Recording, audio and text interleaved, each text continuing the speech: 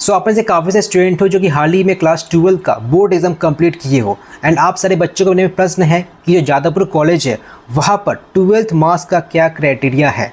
देखो, आप अगर WBG में अंडर 1000 या अंडर 100 रैंक लाते हो बट आप 12th मार्क्स का क्राइटेरिया फुलफिल नहीं करते हो, देन आपका एडमिशन पॉसिबल नहीं है जादवपुर में। ठीक है, तो जादवपुर का क्या क्राइटेरिया है, जो डिफरेंट कोर्सेज प्रोवाइड की जाती है, आपका इंजीनियरिंग हो गया, फार्मेसी हो गया एंड आर्किटेक्चर हो गया, तो ये सब कुछ हम लोग डिटेल में डिस्कस कर रहे होंगे।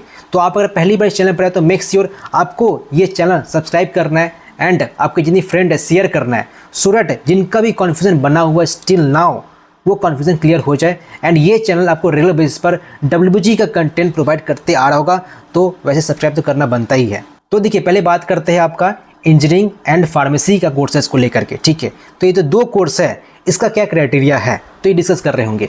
तो देखो, इंग्लिश का जो मार्क्स है वो 30% होना चाहिए सभी कैटेगरी बच्चों के लिए। तो आप अगर जनरल हो, OBC A हो, OBC B हो, SC हो, ST हो या PWD हो, तो आप जो भी कैटेगरी में बिलोंग करते हो, इंग्लिश में का मार्क्स 30% होना ही चाहिए। ठीक है, तो ये क्लियर हुआ। और जो फिजिक्स, केमिस्ट्री, मैथमेटिक्स, ये 3 सब्जेक्ट आपका कंपलसरी होना ही चाहिए। एंड इन तीनों में आपका जो थ्योरी पेपर हो गया, आपका जो प्रैक्टिकल पेपर हो गया, यहाँ पर इंडिविजुअल पासिंग मार्क्स होना चाहिए। मतलब ऐसा नहीं कि आप प्रैक्टिकल में फेल कर गए हो एंड थ्योरी पास कर गए हो तो हो गया, ऐसा नहीं। तीनों सब्जेक्ट कंपलसरी होना चाहिए एंड इंडिविजुअल पासिंग मार्क्स होना चाहिए आपका theory and practical paper both. ठीक है, और एक और बात, तीनों का जो एग्रीगेट है वो 60% होना चाहिए। फिजिक्स, केमिस्ट्री, मैथ्स का जो एग्रीगेट है टुगेदर वो 60% होना चाहिए। एंड उसमें से जो मैथ्स पेपर है वहाँ पर मिनिमम 60% होना चाहिए। तो ये क्लियर है।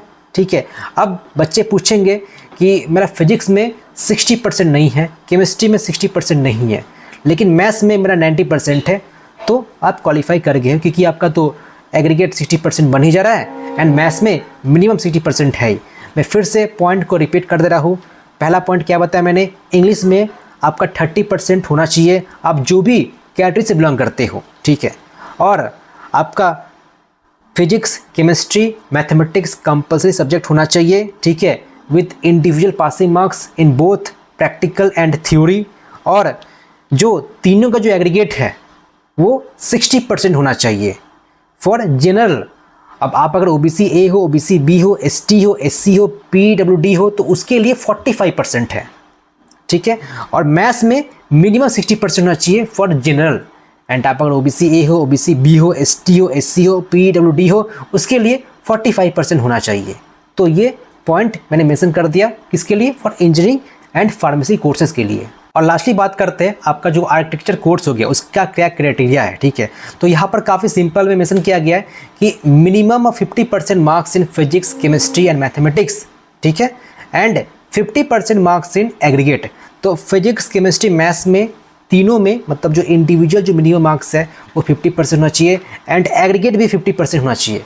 ठीक है, एंड आप अगर SC हो, ST हो, OBC A हो, OBC B हो, PWD हो, उसके लिए 37% है।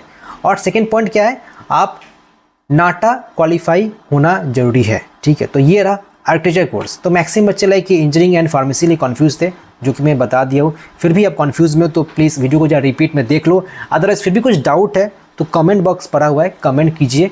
और स्टिल फिर कुछ भी डाउट हो रहा है, आपको रिप्लाई नहीं मिल रहा है, तो एक व्हाट्सअप नंबर प्रोवाइड किया गया इस वीडियो के डिस्क्रिप्शन में, तो आप जब चाहे कनेक्ट कर सकते हो। स्टूडेंट आपका जो कन्फ्यूज़न है वो क्लियर हो जाए बिल्कुल तरह से।